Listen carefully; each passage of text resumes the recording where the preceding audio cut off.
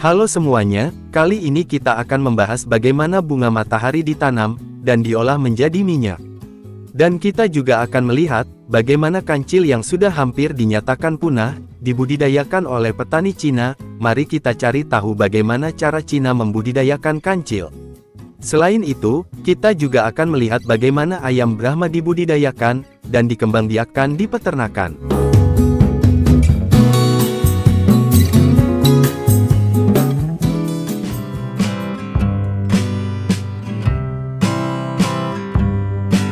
Bunga matahari tidak hanya terlihat cantik untuk dipandang, namun bisa menjadi sumber pendapatan bagi petani. Miliaran ton bunga matahari dipanen untuk diambil biji, menjadi minyak bunga matahari berkualitas tinggi, yang digunakan di rumah-rumah di seluruh dunia. Dalam video hari ini, saya akan mengajak kalian untuk menjelajahi bagaimana minyak bunga matahari diproduksi.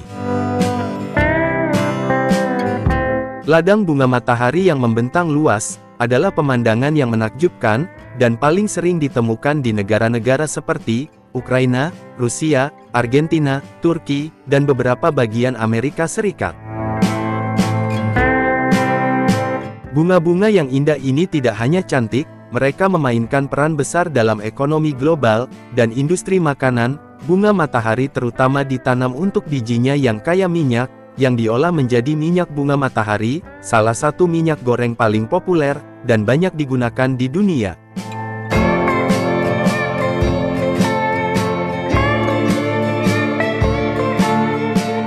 Panen bunga matahari biasanya dilakukan pada akhir musim panas, hingga awal musim gugur, tergantung pada wilayah dan varietasnya. Bunga matahari dewasa yang siap dipanen, akan memiliki kepala yang terurai, bagian belakang bunga berwarna coklat kering, dan biji yang keras, dan berkembang sepenuhnya. Kelopak kuning cerah sebagian besar akan rontok, dan kepala bunga yang tersisa terlihat lebih kasar dan kering.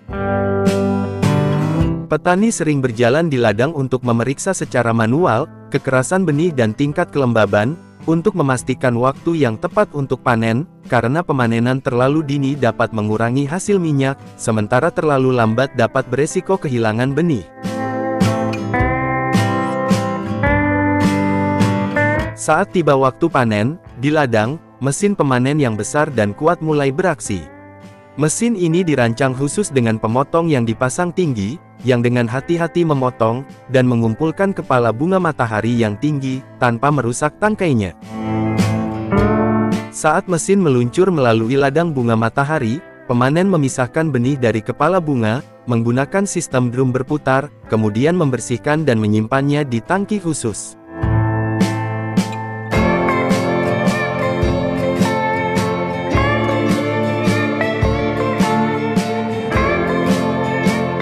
Setelah benih bunga matahari tiba di pabrik pengolahan, langkah pertama adalah penyaringan. Benih dituangkan ke dalam mesin pengayak besar bergetar. Penyaring yang kuat ini memisahkan bahan yang tidak diinginkan seperti debu, sisa tanaman, biji yang pecah, atau batu kecil.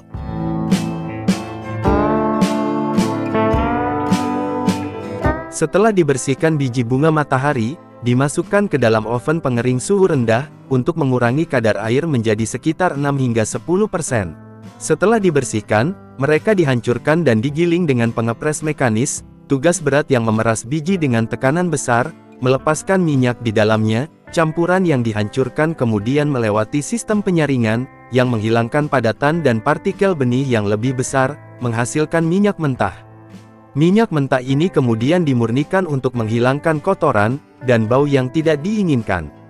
Di pabrik minyak bunga matahari modern, banyak fasilitas membawa efisiensi ke tingkat berikutnya, dengan memproduksi botol plastik mereka sendiri, tepat di lokasi pengolahan minyak.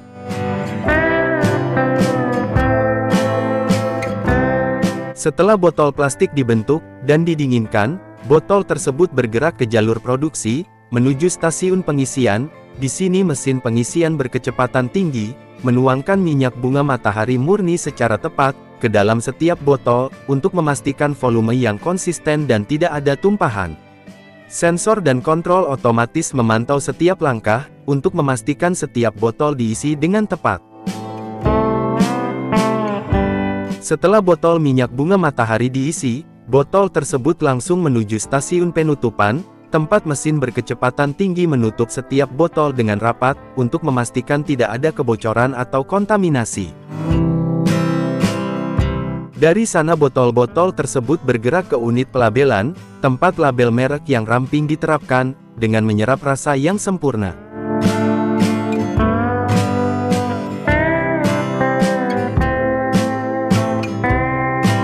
Botol-botol minyak bunga matahari kemudian secara otomatis dikelompokkan, dan dikemas ke dalam kotak kardus yang kokoh, atau baki yang dibungkus plastik dengan sistem pengemasan otomatis. Kotak-kotak ini kemudian ditumpuk di atas palet, dalam kelompok-kelompok yang terorganisir, siap untuk disimpan atau dikirim.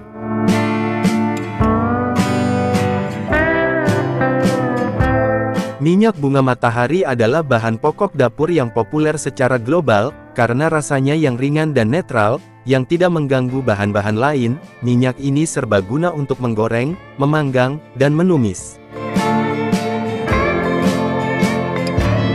Nah, bagaimana menurut kalian tentang video ini? Apakah di daerah kalian sudah ada yang menanam bunga matahari dalam skala besar, untuk diambil minyaknya? Beritahu kami pada kolom komentar.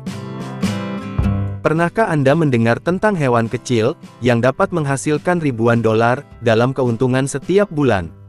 Makhluk kecil yang senyap seperti daun yang jatuh di hutan tua, kancil menyerupai rusa, atau tikus, namun bukan keduanya. Ini adalah hewan aneh yang pernah dianggap punah tanpa suara, tanpa jejak, mereka hidup diam seperti hantu di hutan lebat.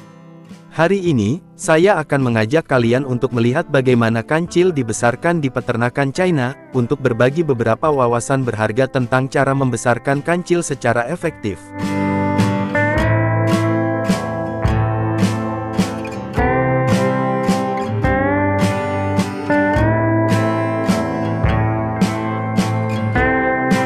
Hewan liar yang unik ini, bukanlah spesies yang diternakkan secara luas, seperti ternak atau unggas, karena banyak yang beranggapan hewan ini tidak memiliki nilai ekonomi. Namun berbeda dengan Cina, hewan ini sangat dihargai dan diternakkan untuk dagingnya.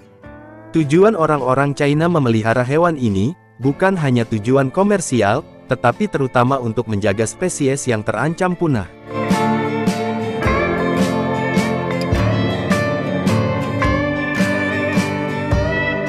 Saat mulai membesarkan kancil, yang terpenting adalah menciptakan lingkungan yang cocok, di mana mereka dapat tumbuh secara alami dengan nyaman dan sehat. Habitat yang ideal tidak hanya membantu mereka beradaptasi dengan cepat, tetapi juga mengurangi stres, yang memungkinkan mereka untuk berkembang lebih baik, memastikan bahwa kancil memiliki cukup ruang untuk bergerak. Area seluas sekitar 50 meter persegi, cocok untuk 3 hingga 4 individu. Dengan ruang ini mereka dapat bergerak bebas mencari makanan, dan menunjukkan perilaku alami mereka tanpa batasan. Kandang harus terbuat dari kawat baja yang kokoh, untuk memastikan keamanan kancil, sambil mencegah hewan lain memasuki kandang.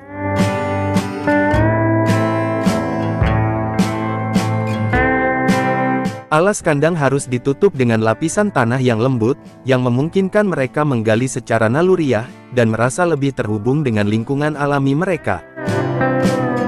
Menanam tanaman hijau di sekitar kandang juga penting, tidak hanya memberikan keteduhan, tetapi juga memberikan rasa aman bagi kancil, juga membuat ruang hidup lebih alami untuk kancil. Kanopi pohon juga menawarkan tempat berlindung, mengurangi stres, dan membantu mereka merasa lebih aman di penangkaran.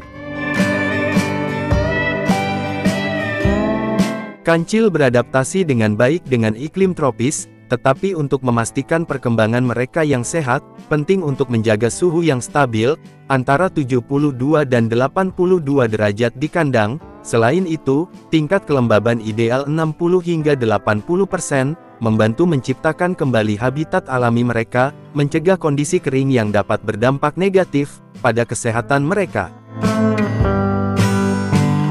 Meskipun kancil dapat beradaptasi dengan baik, mereka masih membutuhkan area terlindung, untuk melindungi mereka dari hujan, terutama selama musim hujan yang berkepanjangan.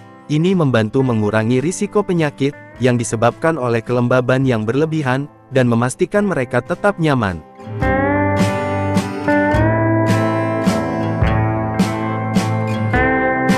Kancil terutama memakan sayuran segar, kualitas makanan mereka harus selalu segar, untuk menjaga kesehatan dan pencernaan mereka. Setiap kancil mengonsumsi sekitar 2,2 hingga 4,4 pon makanan segar per hari, yang sebagian besar terdiri dari daun kubis, selada, atau rumput. Rata-rata setiap individu membutuhkan sekitar 132 hingga 264 pon makanan per bulan, tergantung pada usia dan kondisi fisik mereka. Sebagai tambahan untuk makanan, kancil membutuhkan pasokan air bersih yang terus-menerus, dengan konsumsi sekitar 1 hingga 1,5 liter per hari. Hal ini membantu menjaga metabolisme mereka, dan mencegah dehidrasi dalam kondisi panas dan lembab. Selain sayuran segar, kancil juga membutuhkan sedikit pakan pelet, untuk menyediakan vitamin dan mineral penting. Hal ini memastikan mereka menerima nutrisi yang cukup, untuk meningkatkan sistem kekebalan tubuh mereka, dan mendukung pertumbuhan yang lebih sehat. Petani juga melakukan pencegahan penyakit, seperti memberi vaksinasi secara teratur, untuk melindungi kesehatan mereka. Menjaga kandang yang bersih sangat penting, untuk memastikan kancil tidak memakan sisa makanan, dan mencegah kondisi lembab yang dapat menyebabkan pertumbuhan jamur. Kancil memiliki siklus reproduksi cepat, yang hanya berlangsung 30 hingga 35 hari, yang memungkinkan mereka berkembang biak beberapa kali dalam setahun. Ini adalah sifat utama yang memungkinkan kawanan tumbuh dengan cepat. Ketika dibesarkan dalam kondisi optimal, masa kehamilan kancil relatif singkat, hanya berlangsung sekitar 3 minggu. Setelah itu induk melahirkan 1 hingga 2 anak. Meskipun jumlah anaknya kecil, tingkat kelangsungan hidup yang tinggi, dipastikan oleh perawatan ibu yang berdedikasi. Setelah lahir, kancil mudah melewati fase menyusui, dan secara bertahap belajar beradaptasi dengan lingkungan sekitar. Selama 4 hingga 6 minggu pertama, induk tetap dekat melindungi, dan membimbing mereka tentang cara menempa, dan bertahan hidup di lingkungan mereka. Setelah usia 6 minggu, kancil muda menjadi lebih mandiri, mampu mencari makan sendiri dan bergerak.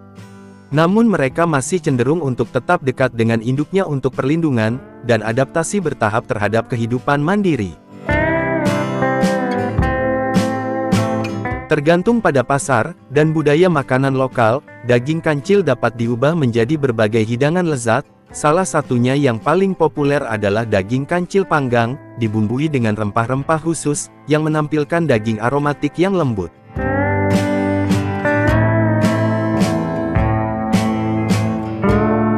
Nah, bagaimana dengan di tempat kalian? Apakah daging kancil juga menjadi menu spesial? Dan bagi kalian yang pernah mencicipi daging kancil, beritahu kami seperti apa rasanya.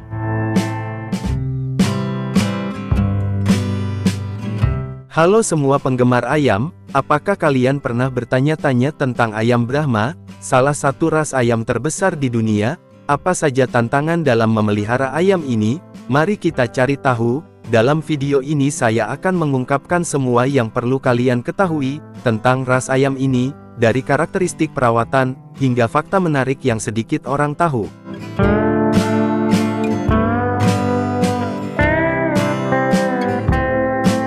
Ayam Brahma memiliki sejarah yang menarik. Kita kembali ke pertengahan abad ke-19, mereka dikembangkan di sini di Amerika Serikat, tetapi sebenarnya ayam yang diimpor dari pelabuhan Shanghai, China. Ukurannya yang mengesankan, membuat mereka menjadi pilihan populer untuk produksi daging pada tahun 1850-an, dan mereka dengan cepat menjadi ayam pilihan bagi para petani Amerika. Beberapa Brahma bahkan dikirim ke Inggris, di mana mereka menjadi hits di pameran unggas berkat ukuran dan kecantikan mereka. Dari tahun 1850-an hingga 1930-an, Brahma adalah bintang-bintang unggas dunia, terutama dihargai karena dagingnya banyak.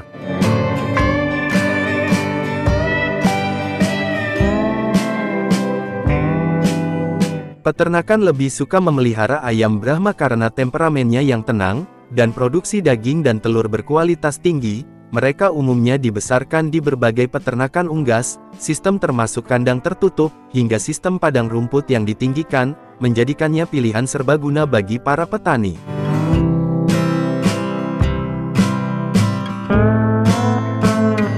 Ayam Brahma sangat cocok untuk iklim dingin, berkat bulu halus yang tebal yang membantu melindungi mereka dari radang dingin. Kaki berbulu mereka menambah insulasi ekstra, dan mereka cenderung lebih tenang daripada banyak ras lain.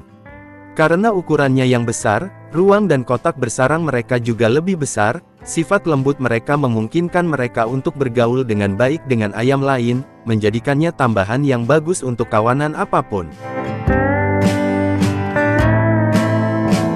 Ayam Brahma ini sering disebut Raja Ayam, dikenal karena ukurannya yang besar, dan penampilan anggun raksasa yang lembut.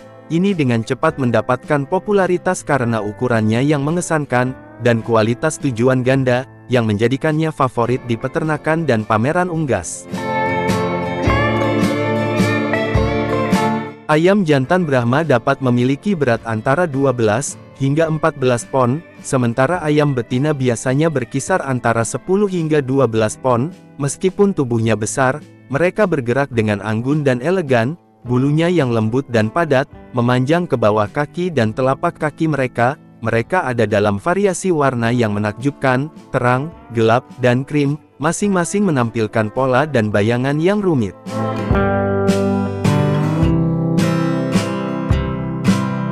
Ayam Brahma sangat dingin, mereka dikenal karena kepribadiannya yang santai, dan bahkan memiliki reputasi sebagai ayam yang mudah ditangkap. Tetapi jangan salah paham, mereka dapat membelah diri sendiri saat merasa terancam, namun mereka umumnya lebih suka menghindar. Ayam Brahma ini dapat hidup selama 7 hingga 9 tahun, yang menjadikannya komitmen jangka panjang. Ayam Brahma yang mudah beradaptasi, tumbuh subur dengan diet seimbang dari biji-bijian, benih sayuran, dan serangga, memastikan mereka menerima nutrisi yang diperlukan untuk kesehatan dan pertumbuhan yang optimal. Keterampilan mencari makan mereka yang sangat baik, memungkinkan mereka untuk menemukan sumber makanan alami, memberi mereka ruang untuk berkeliaran mengurangi biaya pakan bagi petani. Sebagai tambahan, petani sering mencampur makanan dengan sayuran hijau, biji-bijian, dan makanan komersial unggas, untuk memberi mereka makan.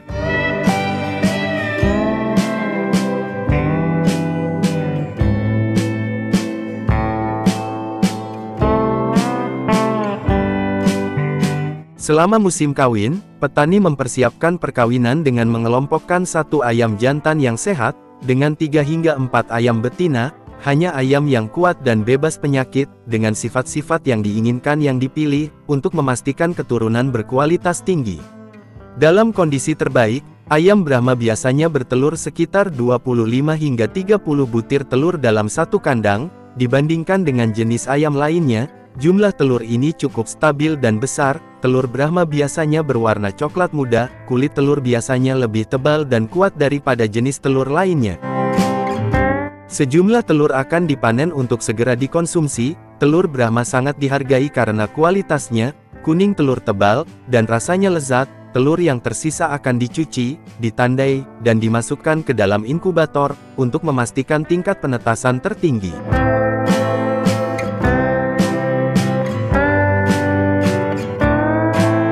Anak ayam Brahma yang baru menetas biasanya memiliki bulu kuning lembut, atau coklat muda. Mereka dikenal karena kesehatannya yang kuat, dan kemampuan beradaptasi yang kuat. Sejak menetas, anak ayam Brahma terlihat lebih besar daripada kebanyakan ras ayam lainnya, dan kaki mereka sudah menunjukkan tanda-tanda awal bulu. Ini adalah ciri khas dari ras ini.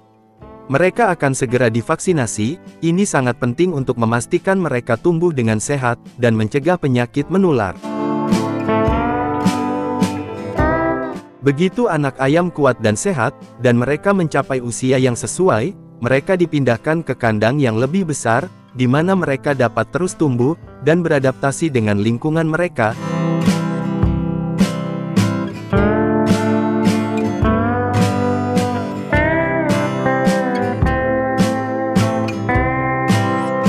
Yang benar-benar membedakan ayam Brahma adalah sifatnya yang tenang dan jinak, yang dipadukan dengan penampilan mereka yang mencolok, dan perawakan yang menjulang tinggi. Juga dikenal karena produksi telur mereka yang kuat, terutama di bulan-bulan yang lebih dingin. Ayam Brahma dihargai karena dagingnya yang padat, dan beraroma, sehingga cocok untuk berbagai hidangan, seperti merebus, mengukus, menggoreng, memanggang, dan memasak dengan bubur. Dagingnya lebih ramping daripada beberapa ras lain, dengan tekstur yang sedikit kenyal, dan rasa manis yang alami. Berkat ukurannya yang mengesankan, setiap ayam Brahma menghasilkan daging dalam jumlah yang banyak. Jika Anda menikmati perjalanan ini, jangan lupa untuk melihat proses pertanian yang lebih menarik dari seluruh dunia di saluran kami, dan beritahu kami jika ada di daerah kalian yang beternak ayam Brahma. Dan bagi kalian yang sudah mencicipi daging ayam ini, beritahu kami seperti apa rasanya.